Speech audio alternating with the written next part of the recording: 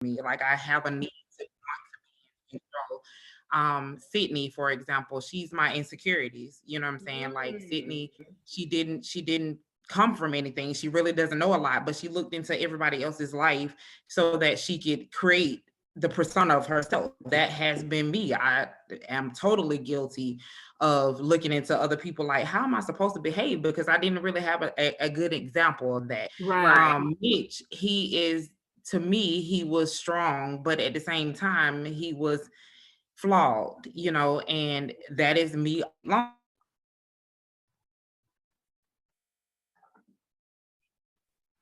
Like I'm strong, but I still make mistakes. Every single last one of these characters embody a portion of me. And I was just able to chip into them and my own insecurities or my own experiences to bring them to life, if that makes sense. Okay. And I do have questions, but I guess Shaquana, you should break it down like what this book is about. Okay. So I'm gonna set the scene for y'all real quick. Okay, so set the scene, girl. Okay.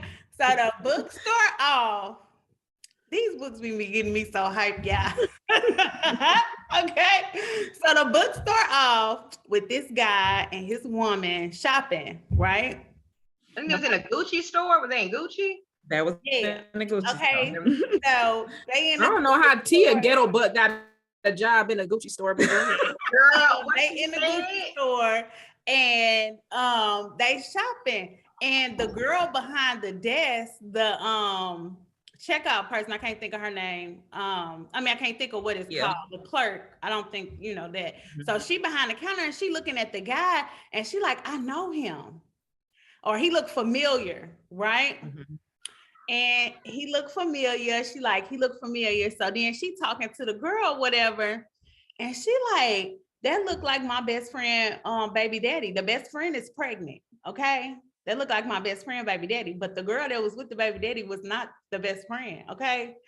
So she like, so she looking at him. And then finally she recognizes that that's his wife. No, she don't know that that's his wife yet. Okay, she just know he with another woman. Mm-hmm. So then she do some investigation. No. The woman, she knows who the woman is. She knows that the woman. She knows the woman is her ex-boyfriend's baby mother. Okay, but she know the guy is. She know that he is her best friend's baby daddy, and the baby she's still pregnant. So but she don't know that they together. She don't know that they're married. She just know each of them separately. Okay. Right. So then she do some investigating and find out that her best friend, baby daddy, is married. The best friend don't know. Okay. The best friend do not know that the dude that she messing with is married, but he is giving her the cold shoulder, and he did tell her that he couldn't be with her. He didn't tell her that he was married, but he said he couldn't be with her, like they wasn't gonna have no relationship. So it wasn't like he was trying to be with her, but she was pregnant, so that's kind of irrelevant at this point. Can we pause for a second? I just want to let the record show that the messiest part of the situation was Ryan when he was feeding Tia all this information. She was baby mama, and you feel some type of way, but you're giving away too much background. She was threatening him. She was threatening him because she was like, I'll make you go, because he's out of jail on parole. And she was like, I'll send you back to jail. Okay, so he lies. I'm your baby mama. Like, Tia was a mess. But anyway, so that's how the book started. So it started off just messy. So now we got to know what happened, how this gonna spill out, how all of this is gonna come together. And that's what made it a page turner, because it's just like, how is this gonna happen? So Corey and Patrice didn't like Mitch. They was like, they called him Mitch the bitch. Mitch the bitch. Bitch the bitch. That is correct. That is a great description. But I liked him in the beginning. I liked him. I actually thought he was a good guy when I first started reading the book. And I'm like, why y'all tripping with Mitch or whatever? I see he had a little fur and everything, and that wasn't right. But he wasn't like this. He was mean to what was the girl name? Sydney. Her name was Sydney. The baby mama. Yeah. I thought, what's the best friend name? Kayla. Kayla is Sydney's best friend. Kayla is Kennedy's best friend. Tia is Sydney's best friend. Okay, so I liked Mitch at first. I thought he was an attentive husband, and he just slipped up. But wait a minute, you really took it there with this cruise, okay? With this cruise, he took this girl on. That was too much for me. That was too much. Took you over the edge. Kiki, why did you look? Did you have some white boots like those, the ones that was linked over? Absolutely did not. But she was high stepping in them boots. You couldn't tell her nothing, and they was making noise. Listen, they were squeaking. No, listen. So, like as a writer, you pick up a lot of stuff from your experiences. So whether it's at a restaurant, whether it's on a cruise, wherever you are, you pay attention to a lot of stuff. And so I have a tendency to take notes in my phone. And literally, I was at a restaurant one day with my hubby, and somebody walked in the restaurant with them damn boots on. And I was like, and you put it in a book. I put it in my notes, and I was like, oh, she gotta, this is so something that Sydney would wear, because she's so inexperienced, you know what I mean? So that's literally where that inspiration came. How old is Sydney? Because I don't think you ever gave ages, or did you give ages? I just made mention to her being in her mid-20s. I tend to do that because you want a book to be able to grow or stand the test of time. You know what I mean? Visual.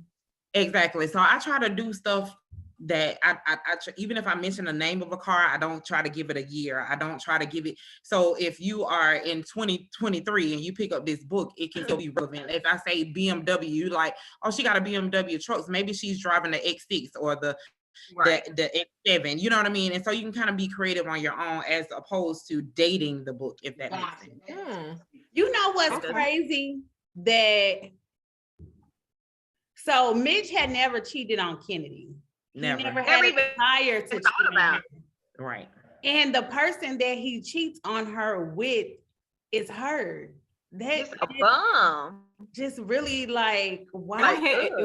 They say I put the women down, but it happens though. And it's like this heifer was broke down. She was broke down. She was, but in reality, and this is just speaking from experience, oftentimes I don't think that what we take in consideration when we are strong women is that sometimes your men aren't as strong. Yeah. And oftentimes they still need to be built up. They still need something. He needed somebody to look up to him. There you go. So if I date down, now you'll find out more about this in installment number 4. But if I date down, then it gives me something. It boosts my ego because this is somebody that needs me. This is somebody that wants me. This is somebody who still craves me. As opposed to, damn, this is a powerful ass woman. What can I give her? She already got everything on her own. That's just speaking to a man's insecurity, though. So that's kind of where the gutter. All the way to the gutter. But technically he didn't go because he met her somewhere. I mean, it wasn't like he was scrounging around, but it seemed like at some point he should have just been able to see that this girl is not on my caliber. But I guess before he really knew that, he already had her butt on a cruise. Yeah, and then she thought from that cruise, she thought they was in love. Right. Because this girl thought that they was in spectrum. Literally he had sex with her on that cruise, and then he stopped talking to her, and she thought she was in a hold on, no. He took her on a private plane. And he took that girl to Jamaica. We go together. Yeah. I'm with Sydney. We go together. At this point, we go together. No, you missed the main important part. The reason why he's a bitch. Bitch, you took her on a plane that Kennedy paid for. He rented that private plane for you and her to go enjoy in the Bahamas. Kennedy paid that with her own money, her own doctor. But then then he elevated her life. She had the glow up. As soon as he found out she was pregnant, he bought her a house, he bought her a car, he gave her an allowance. Took her off the couch in a house full of 11 I people. thought it was She was on the 17, couch. but okay. 17. It was 17. That's even. I was trying to give us some grace. I was trying to give us some grace. It was just like he elevated her I think He that would loved have hurt her. me even. She did. So after he took her to the Bahamas, he found out this chick ain't for him. What was I doing? He was miserable the whole time. Patrice, I think you put a quote in the book in the group chat where you said, "I feel like I'm a clown in my own circus" or something. That like was me. That was me because That was you. they was sitting at that table and he said he got his own personal clown because she just looked like a hot ass man. I was like, oh my God. The way she dressed coming to dinner, the way she was acting, the way fact she that you was talked. giving But listen, so much of this is I felt sorry for her. I didn't dislike her. I wasn't judging her like that. I felt bad for her. you pitied Okay. her because I did. Yeah, I pitied felt bad for her. It wasn't like I didn't like Hitting her though. because You know what? At the very beginning, there was some pity. Her life seemed very sad because she was in this. She was removed from the neighborhood. She's used to the hood. That's what she knows. That's where she's most comfortable. And so because he elevated her, he moved her into a complex that was kind of a nice complex, and it wasn't something that she was used to. So you think you can take somebody out the hood, but you can't take the hood out the person. So she transported away from everything she know, them 17 people in this house, and then all she does is she's what do they call it? A pervert. She stalks the whole neighborhood, and so she's so lonely that she is living through these people that she doesn't even know. These people don't even know that she exists behind that curtain. And she is wearing hairstyles that they wear, clothes and all of that. And what was really sad to me is that baby shower. The baby shower that she gave, like all of this. We can't talk about the baby shower yet. We ain't talking about that. We ain't got there yet. No, okay. I felt That bad was for sad her to me. She wanted better. She was wanting better, but she just didn't know any better. Didn't know to how. me, she had like a childlike. She was somewhat childlike, and that's what made me feel bad for her because it was like she didn't know any better, like a kid. And because of that, people manipulated her, and that would be Mitch, that would be Tia manipulated her. You know, she was just constantly, I felt like, manipulated because she didn't know, a lot. So is Tia a real person? Because she needs to be off. Man, she needs to be taken off the map. No. Before you answer that, Lakaii, Tia is the GOAT of this whole MF book. She played everybody and played them well. She played her part. I feel like she was in survival mode. She was jealous, but at the same time, she was in survival mode because each time that she thought she had a come up and it didn't work out, she had another one right behind it to make sure she continues to secure. But don't get me wrong, she had her faults. She was very jealous. She was very insecure, and she was very much lonely. She was a master manipulator, She and so she kind of you know what, Tia hit a lick, and so she was kind of almost living vicariously through Tia. But to go back, Shaquana was given given like about the book. So the important part is he ends up getting this girl pregnant, and not only just pregnant, he got her pregnant with twins. And he is very much in love with his wife.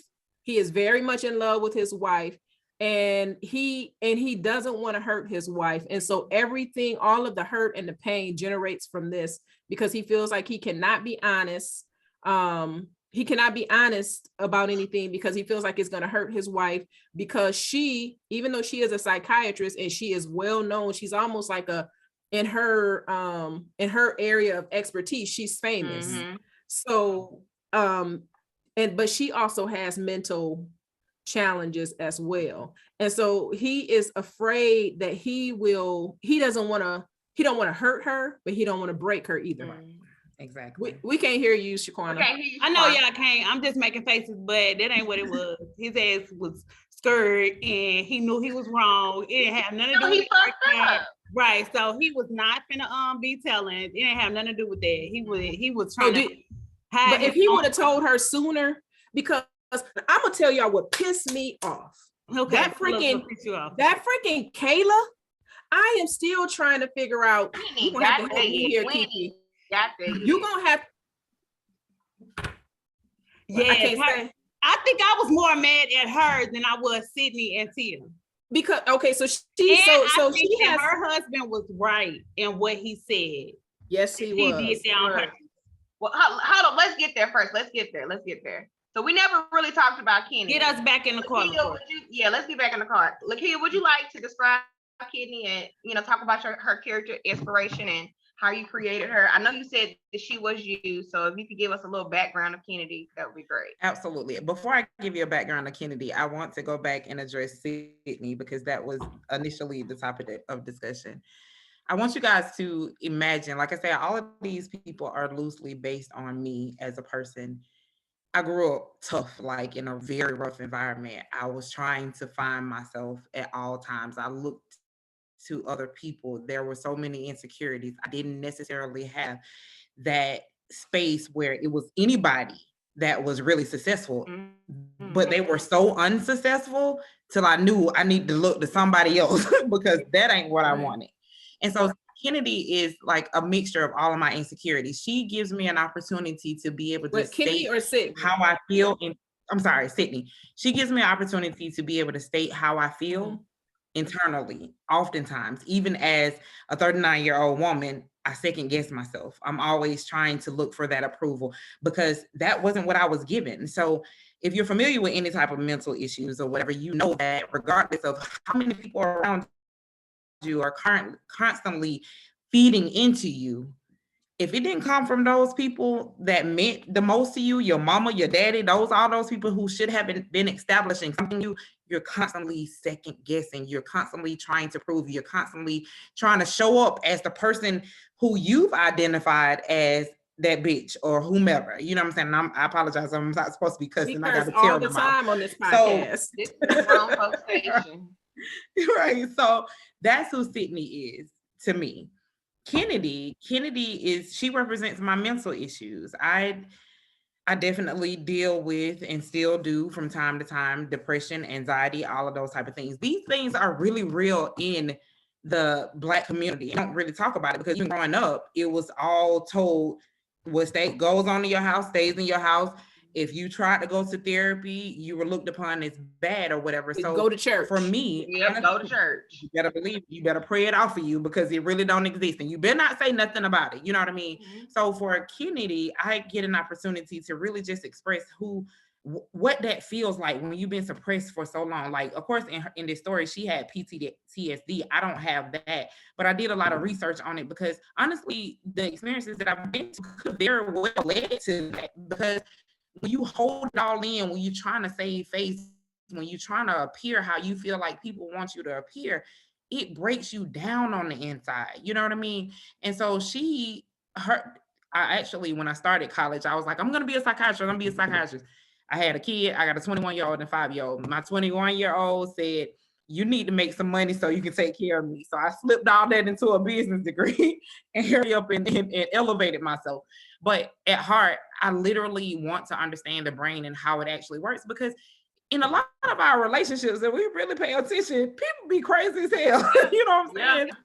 Yes. But that's all us though. All us got some little kinks going on. Yes. Everybody got their little kinks, but I agree. Like knowing what's going on up in here, that's like real important. But I appreciate your transparency, and you being honest with us and open with us, because that's what I love about reading. And that's what I love about these books, because it gives you an opportunity to relate to someone. Let's say you're an introvert, you don't like to talk to people, you really don't want to tell nobody what's going on with you. You can read this book and find somebody who you can relate to. I can relate to Kennedi, which I tell everybody what's going on with me, but I'm just saying, if you're not that person, then it gives you an opportunity to read about somebody that's like you. You're not alone. It's other people out here like that. So I appreciate you for that and appreciate your transparency and just like writing it. Like, absolutely. And it allows you to relate to other people, I think, as well, because this character may not be you, but you can see some stuff in it, and it makes you look at things from a different perspective, because I definitely looked at people in different perspectives in this book. But then it allowed, when I read, I escape. And so I'm literally in this book. Like when I'm reading, I want everybody just to leave me alone. And I'm like, I've traveled a lot in my life, but I really traveled a lot because I read.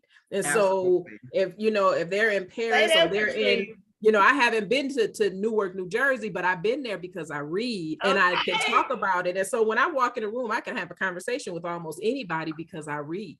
Because you open your mind up to us and put it on paper. Wow. Absolutely. Preach, Patrice. That was it right there. Look at you saving life. You taking everybody all over the world, Kiki. Yes. I'm glad that y'all followed the journey. I definitely am. And I'm glad to be able to have a platform of people that really will allow you to be that.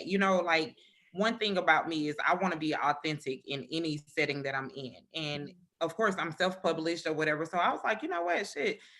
The world is mine. I can do whatever it is I want to. I can tell the story that I want to tell the way that I want to be able to tell it, and can't nobody stop me. So I literally throw myself into all of these stories because I can. Who's stopping me? I got rules and regulations at work. I got, like things that people expect from you in other aspects of your life. But in this place with my pen, my computer and my monitor, listen, I can do whatever I want to do. So Kiki, I want to tell you this.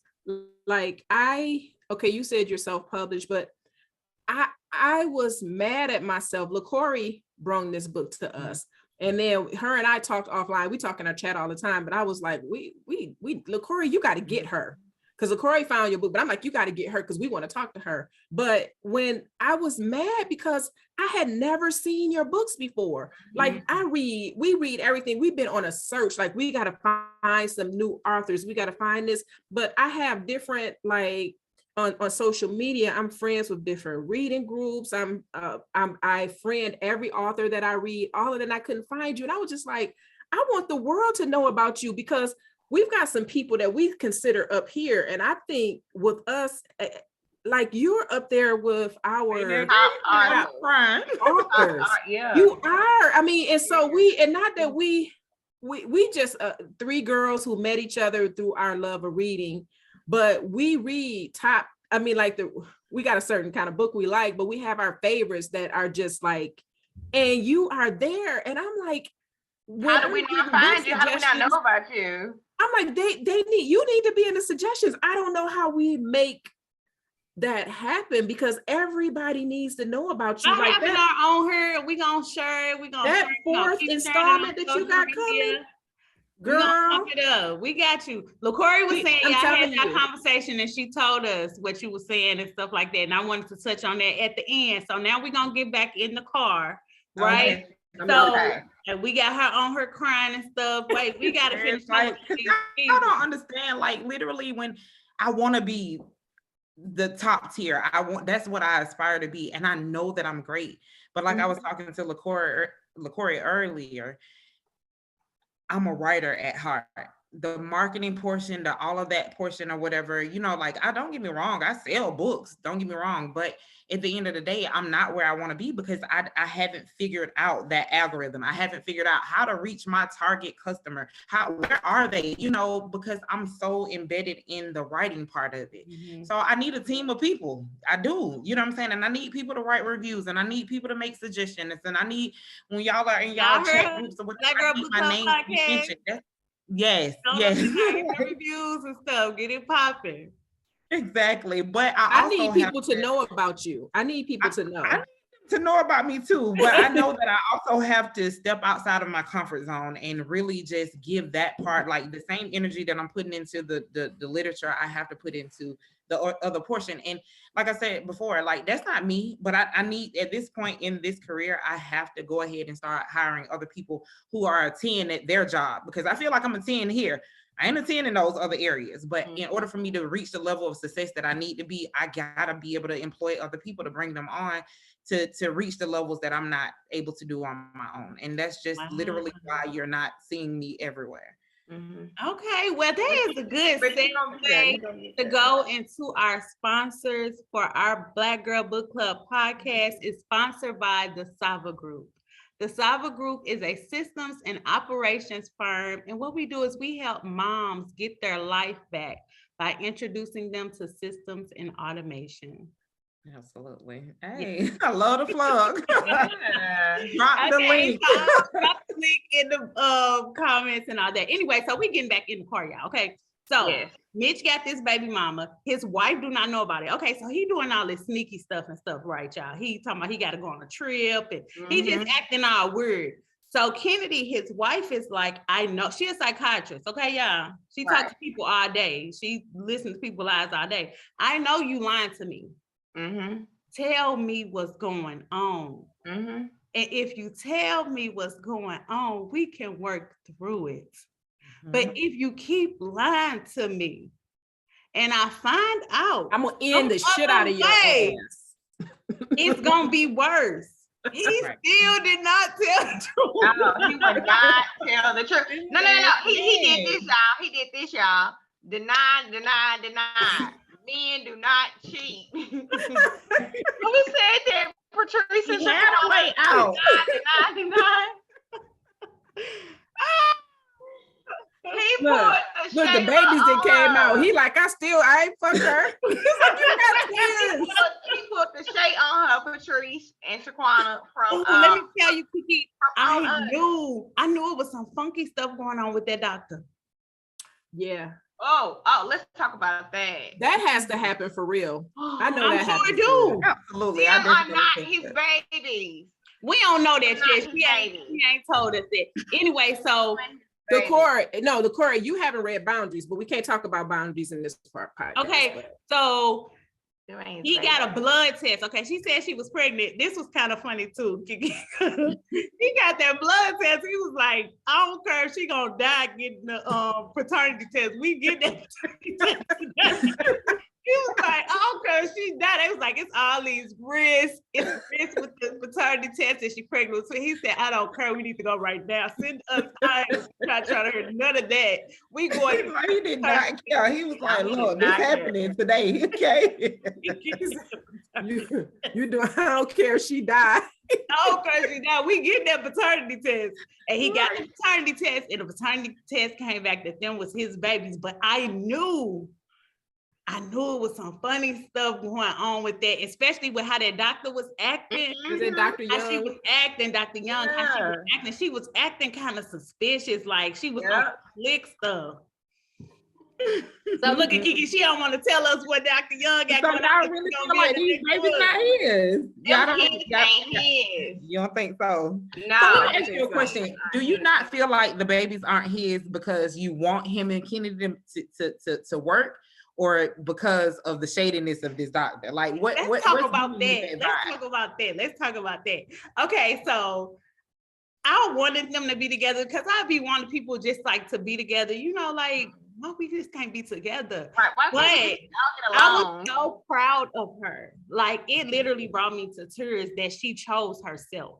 Yeah. When he dropped them babies off, when she dropped them babies off in the rain on her doorstep, She was like, this she brought out. You know what? I'm so glad she kept her sanity because she brought them out from the rain, and she called him and she said she dried them up, clean them up. She put knew them at in that point, she was like, we cannot exist in the same world because this heifer is crazy and she ain't gonna never stop. Yeah. Right. She ain't gonna never stop. And so I know, so she chose herself. And like you, Shaquana, I was just glad that she ultimately chose herself, but I didn't want to see them together. You did? I don't want to see them together. I Not at want this to- point. You gotta do some. She said it like you can't write them together. Why? Look, Kiki, you got to do some hella writing to convince me that she need to be back with Mitch the bitch. I ain't feeling it. I got you. I got you. Why you I don't know. It's gonna be. It got to be some fire shooting out that pen. Why do you feel like what? Like why, Patrice? Why do you want them together? You said why I don't want them together? Yeah. Why don't you want them together? Because you know what? I believe that he truly, truly loves her, but I don't. I think he's too full of himself, because if he truly wanted her, then he would have. It don't matter if he thought that Kennedi wasn't gonna come back or not. Sydney is not his choice. Why would you? He don't even like Sydney. Like, why did you go back to her? And so it just makes me feel like he will always do something like that. Like his love for his, you got unconditional love. His love is not unconditional for his wife, because on the condition of this, like she didn't talk to him anymore. Then he was done. He was done with her and went back to Sydney. That's not unconditional. No, let's call it what it is. Mitch was building a contingency plan. Yeah, he was. Everybody knew what a contingency Yes, he was. His love was not unconditional for his wife. It was not. I have a family with Sydney. I have a house. She has a car. It's furnished. I can move right on in. I did her greedy, but look. No. What did he do when Kennedy left and was not talking to him? He was still not trying to mess with Sydney. He left his mansion and went to the townhouse. She was still being slick.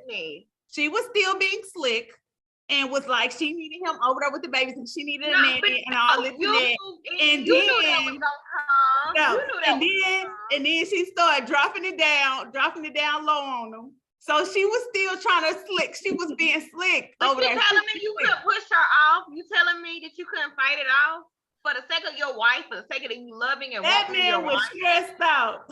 That's exactly what Kennedy said. Like, but it's like, why you gonna lose your wife over somebody you don't even like? You don't even like Sydney. Didn't he know that Kennedy was pregnant? Yeah, he did. He did find out. No, he didn't. He didn't find out that Kennedy was pregnant until she came back. Remember, Kennedy? No, he knew that she was, because if you remember when she was leaving, when she had him help her, and we're talking about on the inside, wanting out at this point, when she had him helping her to get her stuff in the car, she told him, by the way, I'm pregnant too. And that's when he was like, whoa, like you just told me, right? You just told me that it's wind passing. You know what I mean? Like, what do you mean? You know what I'm saying? And so he knew what his circumstances was. Yeah, Sydney greedy, but she looked at his house, and then her and Tia's like, you look at how he living, and he got you living over here. I'm like, 10 minutes ago, you thought you was living the life. Exactly. But isn't that how comparison does us though? Like, we can have everything in the world, and you see somebody else with something, you like, damn, I ain't got nothing going on. And that's literally what she was a victim of. Because if you think about it, before she even had a 4-bedroom and a Mercedes, you was driving an Escort and living with 17 people. You really don't have a standard. Did she even have an escort? Yeah, because remember she came to the boat in that Escort. No, you didn't. No, you didn't give her a Ford Escort. You should have left her ass right there. That is the first red flag. Right. The Ford Escort in 2021. Why did you get on that plane with that girl and that car was smoking? You was wrong for that. He said he seen her walking up and he heard his horror voice like, oh. Got on these leaned over white boots that's squeaking, and she was stepping high. She was stepping. This is why he tripped too. Why get drunk like that? I understand why he wants, but like, why would you get drunk? Because that's how she got pregnant. Because he was out of it. Allegedly. But he was out of it when the whole act was going on because he was so drunk. Like, why aren't you thinking? You are this successful, smart, like, what the? Okay, can we step back a little bit? Because Kennedi has a best friend. The reason she found out everything is because of her best friend. So this Sydney girl was having a baby shower. This girl planned a baby shower like it was a wedding. You would have thought that it was Prince Charles and Hold on, Patrice. Hold on. That's gonna follow up into my question. Was he or was he not building a contingency plan? Was that your point to get across? You know what? Maybe you're right. Maybe that's why he had her living away. Keep answering the question. Hold on. He wasn't building a contingency plan. He was just smashing because that's what men do when I need to be doing something. He was just smashing. He was just having sex with her. You know what I'm saying? He wanted her to be able to stay in her place. Like literally, the whole house, the whole everything. The cars, everything was because men with money, what I've experienced, men with money operate different from hood dudes. You know what I'm saying? Like men with money, they like, this is my kid at the end of the day. I'm not gonna have them living in the slums. I'm gonna smash because this is the benefit that I get for being able to provide this world for you. but I don't want to be with you still. And I need you to understand that I'm going to keep providing for you, but you don't need to get attached to me. That's what Mitch was in this situation. And the rich people, I've seen them do that with their wives, where they don't even really have a serious relationship with their wife, but they take care of them very well. Absolutely. It happens all the time. So like I say, the people that we may be used to, and I'm not accusing nobody of nothing, but let me just speak for myself. You got small time money, you got small time situations, you think small, but when you got money, that wasn't nothing. $3,500 a month, $25,000 to furnish your house. That ain't shit to me. To a millionaire, you know what I'm saying? This still is only less than 1% of what you bring at home every day. You still not giving her what you giving your household. But and she saw it wasn't nothing when she saw his house. Exactly. You giving when enough she saw to make his sure house, that she saw that this was nothing. Because if you think about somebody of his caliber, Mitch, he's super wealthy. Would he be able to, in real life, would he be able to deal with the fact that your kids, your seeds, who you think are your seeds, are living in a house with, they made number 19 in the house that they were living with, and you was living with your ex-boyfriend's family. Like, I'm not gonna have that, but I also don't want you. But at the same time, I'm gonna give you enough. I'm gonna give you more than what you got. You know what I'm saying? And then when I come, I can get what I want from you, but I still don't want you. But you know I didn't feel like he wanted that from her. I didn't feel like he was trying to smash her. I didn't feel like he was trying to smash. I felt like he was just trying to take care of his kids, and she was just throwing it at him with the little clothes on and all that. I don't feel like he was trying to smash her. I don't think he wanted her. I don't think he wanted to be with her. And I think he was just acting, he just like, that's what made me mad about him, was that he didn't act like he had any self-control or any control. And that's the way I'm glad that you said that, Shaquana, because that's what I wanted to express with Mitch. He has zero discipline. He has to be with somebody. He got to be doing something. Your wife left you. You should have been fighting for her. But the moment that she said, I can't do this, I'm going, you already back over here with her. Like, at the end of the day, you got to be smarter than this. But this is what happens with men who don't have discipline. None whatsoever. But that's interesting because he got this real successful business. He had discipline in that area. He has, and that happens with so many people. You have discipline over here, but over here, this part of my life is out of control. You know what I mean? And that's you find people like that who are in, like, have a lot of control at work. Sometimes people are a certain way at work. When they come home, it's like you go to their home life and it's totally different. Absolutely. I get totally different. Because I be wanting, like, I don't care about nothing else. Go ahead. So let's go look into Eric. And Eric, Mitch has a best friend named Eric. That's what I want to talk about. Eric is married to Kennedy's best friend, Kayla. And Patrice, you got some words to say about Kayla. What I was never able to figure out was or I don't know if I skipped over it, but why was Kayla so intent on doing this investigation to find out for sure if Mitch was cheating? Like, she was hiding on the floor. She pregnant on the floor on her back under the bed, trying to look through the cell phone. Then after the babies was born, she took it upon herself to go up to the hospital to even talk to Sydney. And I was just like, what was her? And then, I mean, after she had already the ultimate betrayal to her friend, you decided to let me know that, okay, you know, my husband is cheating on me and he got babies on the way. You took me to this woman's baby shower so that I could find out in front of the whole world, like on social media, like that's you, my best friend. And that's how you found, and you recently found out that I got some mental stuff going on. You decided the best way for me to learn about my husband was to go to a baby shower that he was going to be at with this other woman. And this girl is 22 months pregnant with twins. And she didn't decorated it like a wedding. She gave away iPads in the gift bag. Knowing that I was pregnant too. And my best friend, and she explained later about what she think about a best friend. She was like, a man will do this and do that, but you're my best friend. You know me better than anybody. You know where all of the bodies are buried. It's like, what was it that made her feel like she needed to do all this research on this woman's husband? Like, she had to be crystal clear this was going on. And then to find out she had dirt on herself. Like, she had, her baby is not even her baby, but yeah, she investigating Mitch. I'm like, you need to get your own shit together. Seriously?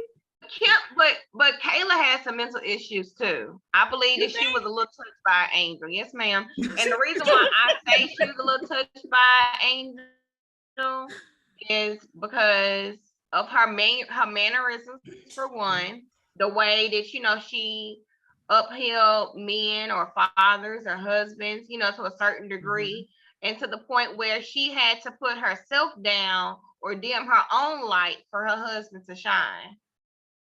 You know what I'm saying? And she knew that this was the role that a woman, she knew or suspected that this is the role that a woman's supposed to play. I'm going to play this role on the strength of this is what my daddy told me. He's the only parent I have. You know, he's the only, my father. How does that equate to her doing that to her best friend, Lakaii? Huh? How does that translate into her investigating her best friend? Right, but that's what that's why Angel come in, because what logical person would do that? But you know, girl, if you find out that my husband has a secret child out there, or Miss, you better come tell me. You don't want me to take you to her baby shower. You don't want me to take you to her baby shower. No, we're gonna investigate this shit together. We're gonna roll up together. It ain't no, you need to do it by yourself. No, ma'am. You come tell me. And Kiki, you made Kennedi cut her off. Kennedi didn't play in this book. She was really going choosing herself.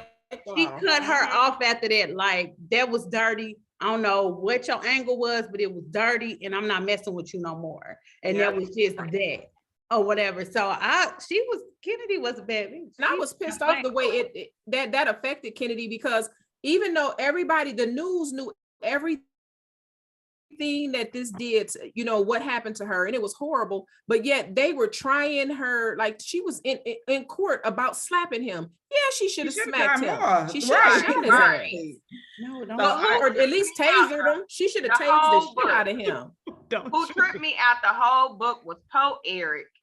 Eric, we could not win for losing. He could not win for losing. And that's who I couldn't stand. I couldn't stand his ass. He tripped me out when he said, do you honestly God think I'm gonna be hiding out in this hotel room with you for the next 3 weeks while my wife is 8 months pregnant herself? Mitch was selfish. He was like, oh, my bad. That's how Mitch was really even more selfish. Like, you would really ask Eric to be your alibi. But at the bridal shower, Eric, your baby's being born. Eric said, you got me running around sweating. I've been stuck in traffic. I done ran out of gas to get a new phone and everything, trying to save my ass. The baby shower. He was trying to say, what tripped me out was when he thought Mitch had killed himself.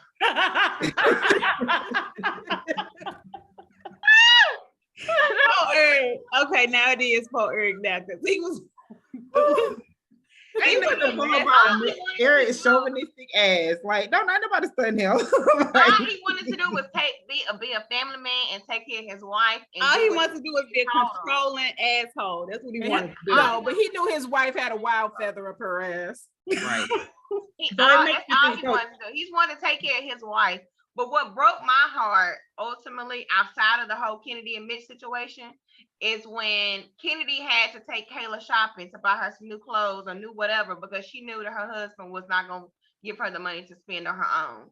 That's what was you finna say, Kiki? What was you finna say? No, I was just gonna say, like, Patrice proposed the question, what was with Kayla? Unfortunately, you have to rearrange the 4th installment for her to be able to give you a very intricate detail. Okay, wait a minute. I gotta read. Wait a minute. Rearrange. It's not been published yet. It's what I'm working on right now. But that's going to give you an idea of why she made the decision that she did. Was it, and I don't know if you can answer this or not, was it bad intentions? I can't answer that. Yeah, I can't answer that. Don't let her dig in your bag and take stuff out. Don't let her. I can't. Okay, well, I'm gonna say this. I did not want it to be bad intentions. I didn't want it to be bad intentions. So that's gonna hurt my heart if I read that. I'm just gonna say that right now, because I just was hoping that it was just like how? What you like malicious, like she did that maliciously, because it felt like it was malicious intent. Her husband said it, like, why would you do that to your best friend? Why you thought that was the best place to take her? Like, did you do that because you wanted to see her down, because you jealous of her because she got a career and all of that kind of stuff? It was malicious. It was malicious. It was. I mean, even if it was in her subconscious, it was malicious. It was like she wanted to bring Kennedi down to her level. I mean, because what woman want to have a rich man? My husband is in there. He got all this money. He can give me everything I need and want without it hurting him. But yet I got to have my friend over here who got this career that I want, because I wanted to be a career woman. I got to go with my friend and she got to buy me stuff because my man, the one that I'm fucking and I'm pregnant by him, won't. Yeah, I think with Melissa, I think he's what always, you say, Kiki? I say, y'all gonna be in for it with this book number 4, baby. She's been jealous of Kennedi. She's been jealous of Kennedi since they was kids. Oh wow! And maybe she what don't want to. What makes you say that, Lakaii? Like, why? What are you picking up on that makes you feel like she was jealous since they were kids? Because, go ahead, just tell me. It's not one thing I can tell you. I can't. It's just the vibe and the energy and the flow of the book and some of the flashbacks that Kennedi or Kayla was having, and it just always sound like, you know, it was just malicious intent. Okay. And keep in mind that Kayla didn't have a fraction of what Kennedi had. I mean, Kennedi didn't have a fraction of what Kayla had growing up. Mm-hmm. So how could you be jealous of? You had a supportive parent, somebody that pushed you, because Kennedy's mother was beating her for breakfast, lunch, and dinner. Breakfast, lunch, and dinner. Oh my gosh, that was hard. That was hard, Kiki. That was hard. Shaquana thought it was going to be about that, but I was like, Kiki, Shaquana, it's not going to be about child abuse. That was a little. I'm going to be honest with y'all. All of the scenes about the abuse is real. Like, that's what I went through myself. So many people are always like, that sounds so real. It sounds, and it's literally because I'm writing from my memory, from my experience, whatever. Like I said, I didn't have PTSD, but those were things that I did actually experience. It's okay, girl. I'm over it now, but yeah, it's you trying to make us love you, girl. No, I'm not. I'm just being 100% real. It's amazing how life, you know what I'm saying? Like I said, if you ever get an opportunity, which one day I'll pass on, and hopefully y'all still alive, and somebody will say, hey, we're going to publish this book.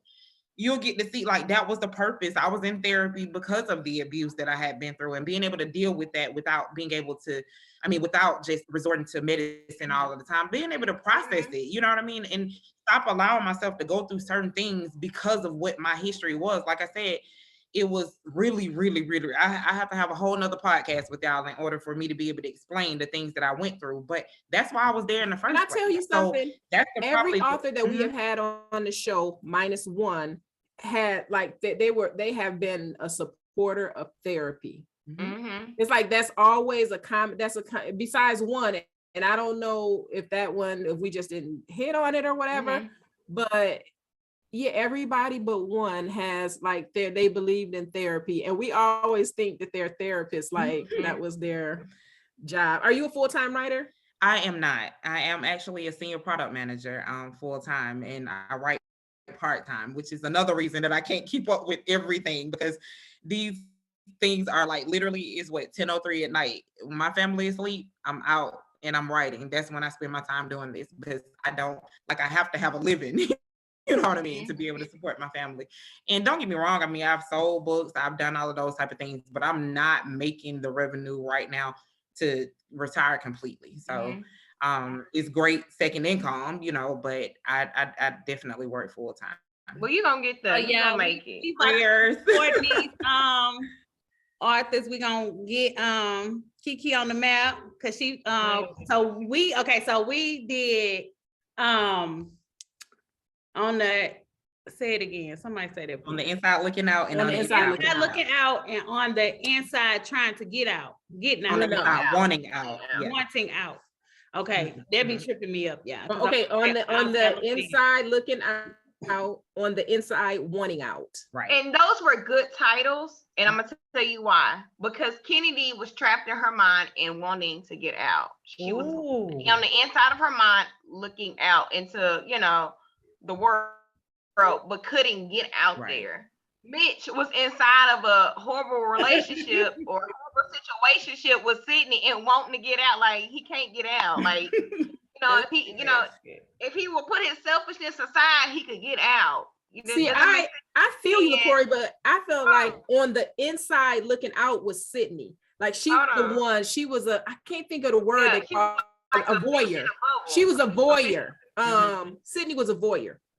So she was on the inside, and she just like, people don't know that she watching them, but she watching them, and so that was the on the inside looking out. And then I feel like on the inside wanting out is Kennedi. Like they didn't got me in this hell. My friend, everybody who I love knew all of this stuff was going on, and didn't nobody tell me. And so I'm in this, and I'm fighting by myself. I didn't even know what I was fighting by myself. Remember that happened once as a child when her mama lived in the grandmama house, and they all lived together, and nobody said nothing about her abuse. They all just sat there and kept on going. And that might have been her mental state on the inside, wanting out, like inside her head. It happened to her again with the whole Mitch and Sydney situation. Everybody knew around me that it was close to me knew that he was fucking off with me and finna have these kids, and nobody told me. Maybe that's why she got the new friends and boundaries. I just love y'all.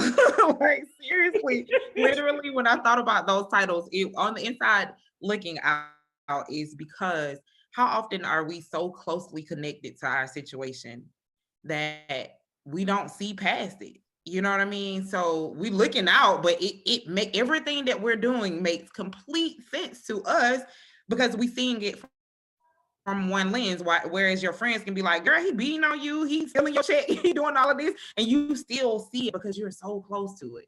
And on the inside wanting out is when you finally do meet your friends and your family where they are, and you like, I need to get out of this shit. You know what I'm saying? Like, wait a minute, this doesn't make sense. So all of your interpretations are totally correct, just from a different point of view. All of them in the first one were on the inside looking out. They were so close to their situation, so they couldn't see anything besides their situation. And then by part two, it was time to get out of their situation. All of them wanted to get out in a different way, but everybody wanted to be out.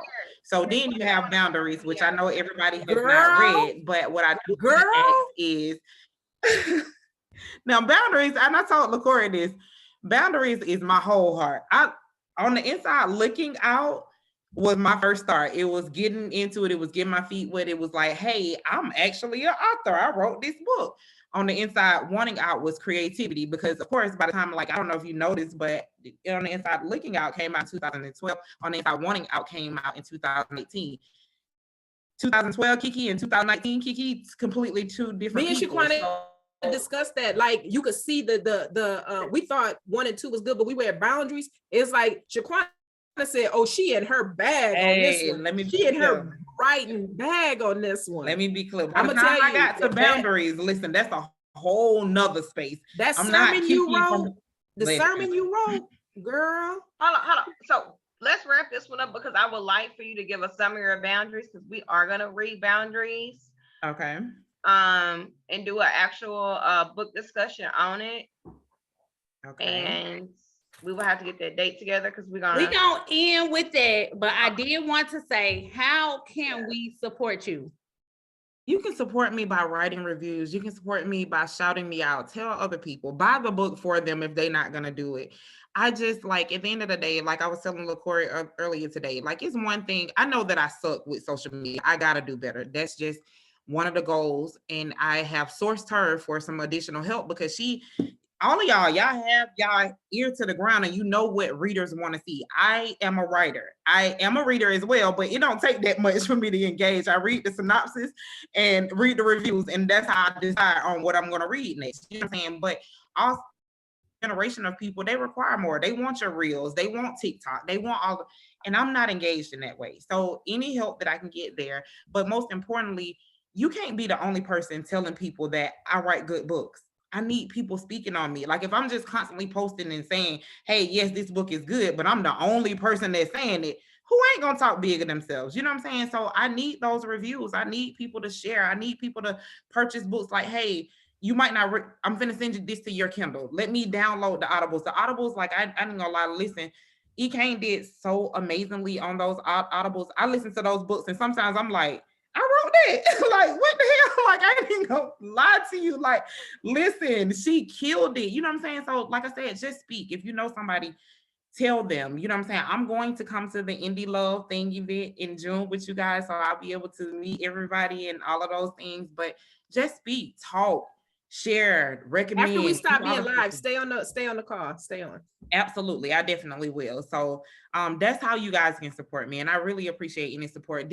I have done other podcasts, but I literally have never felt the energy that I feel from you guys, like about these books. Y'all literally have made my heart.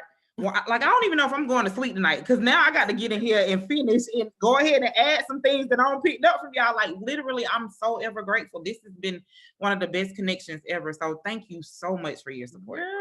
Yeah. Thank you. And to that, I'm gonna try to keep this quick. I had something like really crazy, not long to say, but to anyone out there that has an idea, that have something on their heart that they want to do, you really don't know who it's going to affect. Absolutely. And the reason that I say that is because I wanted to do this podcast. I wanted to have this energy, right? Because I wasn't really seeing this anywhere. And I was just like, I just get so excited about the books and I want to talk about them. And I just like be really passionate about them. And I wanted to have an outlet to do that. And I am a very busy woman. Like, when I say I'm busy, like, I'm not playing. But I had this on my heart to do, and I had it on my heart to do right now. I didn't want to wait. I didn't want to put it off. And because I did that, it's affecting other people. Absolutely. It's affecting other people. So you don't know why you have this on your heart. I don't know why I had to do it right now, even though I'm so busy, but I did it. And she was saying to Lakaii that Lakaii reaching out to her to be on the podcast today changed things for her. It did. And I'll share, like, literally, and I'm not gonna cry, I'm strong. I literally was in the midst of writing, and Lakaii had made some little comments on the thing, and one of her statements was, "You are wrapping this up, right?" And I said, I read it and I said, dang, she want the series to be over already. So I responded that way. And then she DM'd me and she was like, "Hey, would you like to do this?" In this moment, I'm writing Rearranged. And I'm like, why am I even doing this? Like, this hasn't been successful. And I literally stopped. I was in tears and I stopped and I was like, God, if this is what's for me, give me a sign, because I like, literally, I'm finna wrap this up. Like, nobody's begging for this next installment. Nobody. And she was like, "Hey, would you?" And we jumped on the call the next day, and literally it changed my whole outlook of everything. So I definitely agree with you. Listen, if you're being led to something, do it. You know what I'm saying? Because you just never know. Sometimes most of the stuff that we experience is not for us. It's generally for somebody else. You know what I'm saying? So let yourself be used if that's the way that you need to be used. So I thank you for being used. I thank you for reaching out, as well as you, Patrice, because when she reached out, like, girl, I just, like, literally, you need to hear that, because I ain't even gonna lie, writing is such a lonely space. Like, I be in the beginning and like, oh my gosh, this is good. And you want to be able to bounce it off of everybody or whatever. And I have a really good support system. My best friends are amazing. And I can shoot them something like, y'all need to read this now and give me feedback or whatever. But they are my friends, and they brutally honest. Let me be clear, they are. But at the same time, that's good though. You need that, as long as it's coming from a place of love. Exactly. I'd be looking like, oh no, okay, you know what I'm saying? But I'm thankful because I know they have my best interest in heart. But when you reach another level, when you reach the people who are actually like, hey, I don't know nothing about you, but I read this and this is good, it's motivation. You know what I'm saying? So I literally appreciate so much what y'all have going on. I can't wait to meet y'all. I'm so super excited about it. Like, I am. Okay, yeah. So now she finna read Piece of Boundaries, and then we're going on. And it's only a small quote, just so y'all can get into it. But okay. Her limited point of view prevents her from comprehending that the wife is responsible for all the things she finds enticing. The wife had to build him up and encourage him. She's been the bank when his ass was broke, his mom when he needed discipline and guidance, his doctor when he was sick. She's even been the preacher when only God could save him. The wife has made excuses for him, took losses for him, and did unbelievable things to stroke his fragile ego.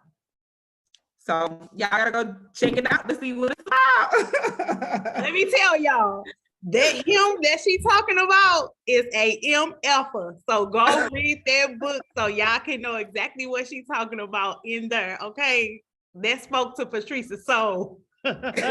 So, but we finna get off here. We finna stop going live on Facebook and Instagram. Thank you to everybody who's listening. Keep listening. Support these authors, y'all. They pouring their heart and their soul into these books. And y'all don't know, for real, these books really tap into people. Like, I'm in all the groups. I'm listening to all the people in the literary world right now, especially urban fiction, is for real. They like really doing some things. So support these authors. Continue to support the book club. We love y'all. And write reviews. Write reviews. Write reviews. Make sure y'all write the reviews. But we finna get off here and we gonna talk on the flip side. So we'll see y'all next week. Bye-bye. Bye. Thank you. That was so good, y'all. Hold on, let me I think you're still live on Facebook. It looks like you're still live on Facebook. You still live on Facebook. I am. I'm finna wait a minute. It's not letting. Oh, I gotta stop recording.